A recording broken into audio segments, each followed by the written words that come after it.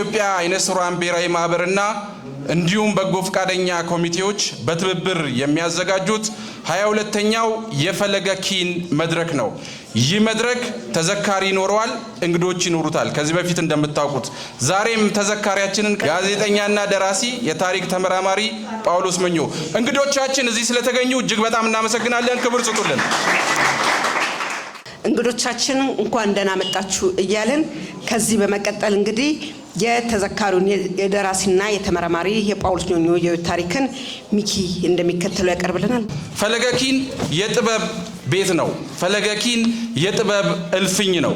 ይህንን እልፍኝ በነፃ እንድትኮመኩሙ ደግሞ የጋበዛችሁ የኢትዮጵያ አይነ ስውራን ብሔራዊ ማህበር ነው። ክብር ይገባዋል። በየመድረኩ ወር በገባ የመጨረሻው ቅዳሜ እነሆ ዛሬ ሰኔ 27 22ኛው መድረክ ይዘከራል። ስለተገኛችሁ አክብራችሁን ስለመጣችሁ እንግዶቻችንም ታዳሚዎቻችንን እጅግ በጣም እናመሰግናለን።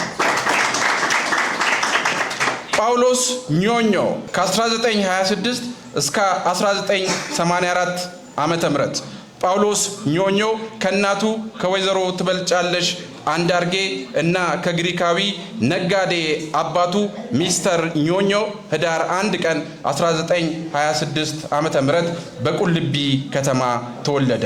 ትውልዱ በቁልቢ ይሁን እንጂ የልጅነት ጊዜውን ያሳለፈው በድሬዳዋ ነው። እድሜው 10 ዓመት ገደማ ሲደርስ ድሬዳዋ በሚገኘው ክርስቶስ ትምህርት ቤት ገብቶ የቀለም ትምህርቱን ጀመረ። በትምህርቱ አቀባበልም ፈጣን ስለነበረ ደብል እየመታ በአጭር ጊዜ ወደ 4ኛ ክፍል አለፈ። ነገር ግን ትምህርቱን ከዚህ በላይ መቀጠል አልቻለም። ወላጅ እናቱ ምንም ገቢ ስላልነበራቸው ገና በመማሪያ እድሜው እናቱን ለመርዳት ደፋ ቀና ማለት ጀመረ። ትምህርት ቤት ደብል በመምታት ያሳየውን ውጤት መቀጠል አልቻለም። ስዕል በመጠጥ ቤቶችም አዙሮ በመሸጥ ራሱንና ድሃ እናቱን ያስተዳድር ጀመረ። ጳውሎስ ኞኞ በ1943 ዓመተ ምህረት ገደማ የ17 ዓመት ታዳጊ ወጣት ሳለ በእርሻ ሚኒስቴር ተቀጠረ። በሚኒስትሩ የእንስሳት ሕክምና ክፍልም የእንስሳት መርፌ ወጊ ሆኖ በወር 8 ብር እየተከፈለው በጊዜው አጠራር በሐረርጌ ክፍለ ሀገር ጨርጨር አውራጃ ለ3 ዓመት ሰርቷል። በ1946 ዓመተ ምህረት ወደ አዲስ አበባ ተመልሶ በዳግማዊ ሚኒሊክ ሆስፒታል በ80 ብር ወራዊ ደሞዝ በድሬሰርነት በጸሐፊነት በሂሳብ ስራ አገለገለ። ጳውሎስ በአጭር የትምህርት ቤት ህይወቱ እንኳን ለተማሪዎች ግጥም እየጻፈ ያነብ ነበር። ጳውሎስ ትምህርቱን ቢያቋርጥም ከንባብና ከጽሑፍ አላረፈም ነበር። ኑሮ ውጣ ውረዱ ቢፈትነውም በጥበብና እንዲሁም በሌሎች ስራዎች ይሳተፍ ነበር።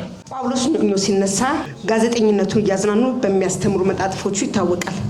በተለይ አንድ ጥያቄ አለኝ የሚለው ጋዜጣ አምዱ በይበልጥ በህዝብ ዘንድ ተወዳጅነትን አስገኝቶለታል። ጳውሎስን ከህዝብ ያስተዋወቀችው ልሳን ደግሞ የኢትዮጵያ ድምጽ ናት። ከሪፖርተርነት እስከ አዘጋጅነት ለበርካታ ዓመታት የሰራው ጳውሎስ ኞኞ የኢትዮጵያ ድምጽ ከተዋወቀበት ብቻ ሳትሆን ዝነኛ የሆነበት ባለውለታው ናት። ታዲያ እርሱም ቢሆን ጋዜጣዋ የዋለችለትን ውለታ በሚገባ ምላሽ ሰጥቷል።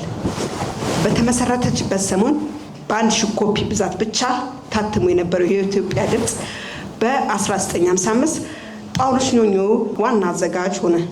የኢትዮጵያ ድምጽ ጋዜጣ ተወዳጅና ተናፋቂ ከመሆኑ የተነሳ የዘመኑ ከያኔ መወደሳቸውን እንዳቀረቡለት ይናገራል። የክቡር ዘበኛ ኦርኬስትራ አባል የነበረው ድምፃዊ ተፈራ ካሳ የመላ የኢትዮጵያ ድምጽ ጋዜጣ ትናፍቂኛለሽ ዜናሽ እስኪወጣ ብሎ ዘፍኖላታል። ታዲያ ጳውሎስና የኢትዮጵያ ድምጽ ጋዜጣን ያለያየ አንድ አጋጣሚ ተፈጠረ። አንድ ጊዜ ጳውሎስ ጋዜጣ ሻጮችን ሰብስቦ ልብስና ጫማ ይገዛላቸዋል።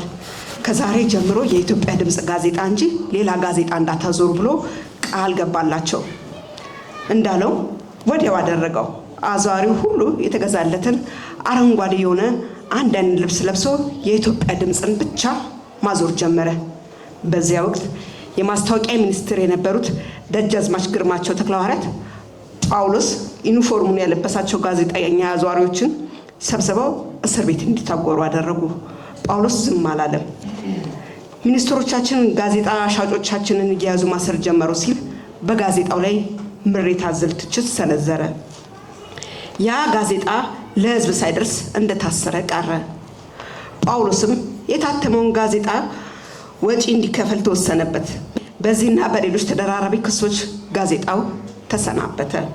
ስማቸው እስከ ዛሬም ድረስ እያነሳናቸው ነው። ዛሬም ፈለገ ኪን በወራዊ መርሃ ግብሩ እየዘከርናቸው እንገኛለን። ጋሽ ጳውሎስ እንግዲህ አንድ ጥያቄ አለኝ በሚል ፕሮግራም ላይ ከተደራሲው የተለያዩ ጥያቄዎች ይቀርብላቸው ነበረ። ከነዚህ ጥያቄዎች መካከል ከክርስቲያን ከመሆንና ሙስሊም ከመሆን የትኛው ገነት ያስገባል ብለው ተጠይቀው ነበር። ሁለቱም ብሎ ነው ጋሽ ጳውሎስ የመለሰው። ይሄም ደግሞ በጳጳሳቶቹ ዘንድ ጥያቄ ያስነሳበት፣ እንዴት የኦርቶዶክስ እምነትን ክርስትናን እየተከተልክ እንዴት እንደዚህ ትላለህ የሚል። ይሄም ንጉሱ ጋር አስቀረበው። ለንጉሱ መልስ ሰጠ። አይ እኔ የሕዝብ ልጅ ነኝ፣ ስለዚህ ሁለቱንም ነው ላይ ሄጄ አላየውም አለ። እነ ጳውሎስም ጳጳሳቶችም በጠቅላላ ደግሞ ምንድነው ያሉት? እነሱም ዝም አሉ። ምን ይደረግልህ ሲባል መሬት አሊያም መኪና ይጠይቃል ተብሎ ሲጠየቅ ምን ጠየቀሱ? ታይፕራይተር። እንግዲህ እንዲህ ባለ አጋጣሚ ከአዲስ ዘመን ጋዜጣ የተለያየው ጳውሎስ ወደ ኢትዮጵያ ሬዲዮና ቴሌቪዥን ድርጅት ተዘዋወረ። ታዲያ በህትመት ሚዲያ ላይ የነበረው የስራ ብቃት በኤሌክትሮኒክስ ሚዲያው ለመድገም አልተቸገረም። በኢትዮጵያ ሬዲዮ በእሁድ ጧት መዝናኛ ፕሮግራም ላይ የሚዘጋጀው መጣጥፎች በአድማጮች የሚናፈቁ ነበሩ። ተመልካቹን እያዝናኑ በሚያሳውቁት በኢትዮጵያ ቴሌቪዥን ይቀርቡ የነበሩ ዶክመንተሪ ፕሮግራሞች የብዙዎች አድናቆት አትርፏል። ከተወዳጅ ዶክመንተሪ ስራዎች መካከል የሰሜን ተራሮች ብሔራዊ ፓርክ በሀብቶችን የኢትዮጵያ የሰው ዘር መገኛ ሀገር ተብላ እንድትጠራ ያደረገው የሉሲ ወይም የድንቅነሽ መገኛ የሆነውን ህዳር የተባለውን ቦታ የሚጠራ ቦታ ያስተዋወቀበት ይጠቀሳሉ። እርሱን በደንብ የሚያውቁት እንደሚሉት ጳውሎስ በስራዎቹ ብቻ ሳይሆን በማንነቱም ጭምር የላቀ ሰው ነበር። የጳውሎስ ማንነት በችግር ጊዜ የሚያሳየው አልበገር ባይነትና ጽናት፣ ሁለገብነቱ እንዲሁም ታታሪነቱ ጎልተው የሚታዩ እንደሆኑ በሕይወት ታሪኩ መጽሐፍ ላይ የቅርብ ጓደኞቹና ወዳጆቹ ስለ እርሱ ከተናገሩት እንረዳለን። ጋዜጠኛ ወርቁ ተገኝ ስለ ጋዜጠኛው ጳውሎስ በመጽሐፍ ቅዱስ ላይ ከምናውቀው ሐዋርያው ቅዱስ ጳውሎስ ስም ብቻ አልተጋራም፣ ስብዕናም ጭምር እንጂ ይለናል። የጳውሎስ ስብዕና ከመጽሐፍ ቅዱስ ከጳውሎስ ጋር ይመሳሰልብኛል። የእድሜና ዘመን ርቀት ካልሆነ በስተቀር አንድ ናቸው። ሩሩ ሰው ነው። ለሰው የሚያዘን ሰው ነው። ያስተምረናል። ሰዎች ሁሉ በቀና መንገድ እንዲሄዱ ይረዳል። ገንዘብ የለውም እንጂ የተቸገረ ካየ ሰጥቶ ባዶ እጁን የሚገባ ሰው ነው። የእርሱም ባህሪ በእኔ አንደበት ያስቸግራል። ችግር የሚያበረታው ጳውሎስ ሁልጊዜ ለማወቅ የሚጥረው ጳውሎስ ሁለገብነቱ በሁሉም የሕይወት ዘርፍ የሆነው ጳውሎስ በእርግጥም ከሐዋርያው ጳውሎስ ጋር ያዛምደዋል። ጳውሎስ ኞኞ የጋዜጠኝነትና የሙያው ትምህርት ስልጠና ለማበልጸግ ወደ ኋላ ብሎ አያውቅም። በረዥም ዘመን የጋዜጠኝነት ሕይወቱ በሀገር ውስጥ በውጭ አገራት የሶቪየት ህብረት የሃንጋሪን ጨምሮ በተለያዩ ሀገር ተዘዋውሮ የጋዜጠኝነት ተሞክሮችን ቀስሟል። የጋዜጠኝነት እውቀቱም በበርካታ መድረኮች፣ ሲምፖዚየሞች እየተገኘ ያካፍል ነበር።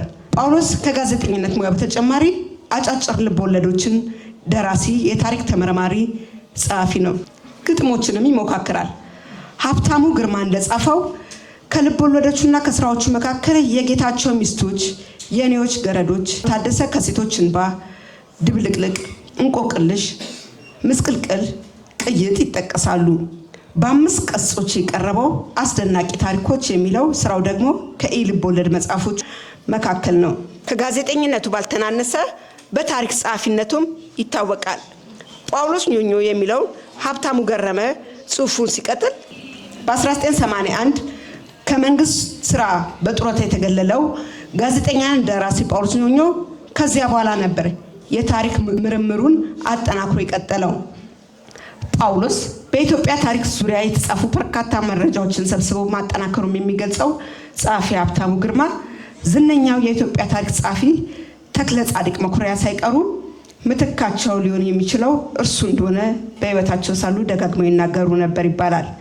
ለበርካታ የታሪክ መጽሐፍቶች መካከል የኢትዮጵያና የጣሊያን ጦርነት፣ አጼ ቴዎድሮስ፣ አጼ ምኒልክ በሀገር ውስጥ የጻፏቸውን ደብዳቤዎች፣ አጼ ምኒልክ ከውጭ ሀገራት ጋር የተጻጻፏቸውን ደብዳቤዎች፣ የአጼ ምኒልክ የአጼ ዮሐንስ ታሪክ፣ የኢትዮጵያ ታሪክ መጥቀስ ይቻላል። በሀብታሙ ግርማ እንደጻፈው ለህትመት ያልበቁ በርካታ የታሪክ መጽሐፍት አሉት ይላል። ከዚህ ዓለም በሞት ሲለየን ከቀናት በፊት አንድ መጽሐፍ ጋር ባደረገው ቃለ ምልልሱ ብዙ ስራዎች አሉኝ፣ የኢያሱ፣ የጣይቱ፣ የዘውዲቱ ታሪኮች አሉኝ፣ ጥሩ ፎቶግራፎችም አሉኝ ብሎ ነበር። ከነዚህ አገራዊ ሀብቶች የኢትዮጵያ ደራሲያን ማህበር፣ የኢትዮጵያ ወዳጆች ማህበርና የኢትዮጵያ ጥናትና ተቋም በመተባበር ለማሰባሰብ ሞክረዋል። በዚያም በመኖሪያ ቤቱ የሚገኙ መጽሐፍት፣ ያልታተሙ ስራዎች እንዲሁም የተለያዩ ወቅቶች ያልተበረከቱት ሽልማቶች በአዲስ አበባ ዩኒቨርሲቲ የጥናት ተቋም ጠብቆ እንዲያቆየውና ያልታተሙ ስራዎች የሚታተሙበት ሁኔታ ለማመቻቸት የጳውሎስ ኞኞ ልጅ የሆነውን ሐዋርያው ጳውሎስን ንብረቶቹን ተረክቧል። በሚያስተምሩ መጻጽፎቹ ይታወቃል። ጋሽ ጳውሎስ 1984 ግንቦት 29 ላይ ያረፉት